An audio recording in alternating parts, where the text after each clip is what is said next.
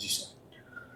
Jamnagar city B division police station વિસ્તારમાં એક ગઈકાલે ઇમોરલ ટ્રાફિક પ્રિવેન્શન એક્ટ 1956 મુજબની ફરિયાદ દાખલ કરવામાં આવેલી છે.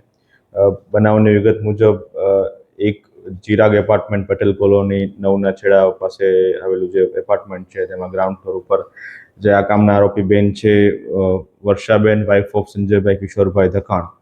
આ બેન પોતાના ભોગવટાવાળા કબજાવાળા ભાડેથી આપેલા મકાનમાં એક બહારથી બેન બોલાવી અને એ અલગથી એક ગ્રાહક તરીકે આરોપી નીતેશભાઈ શાંતિલાલ વસાને બોલાવી પોતાના ભોગવટાવાળી જમીન જે મકાન છે એનો સરીસુખ મળવા માટે કુટડખાનું ચલાવવા માટે આપેલા હોય.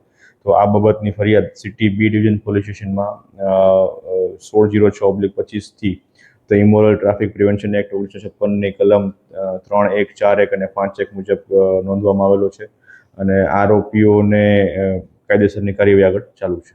કેટલા લોકોની અટકાયત છે આ મામલે કુલ જે આરોપી છે નીતેશભાઈ શાંતિલાલ વસા એમની અટક કરવામાં આવેલી છે અને જે વર્ષાબેન સંજયભાઈ કિશોરભાઈ ધખાણ એમને નોટિસ આપીને આગળની કાર્યવાહી ચાલુ.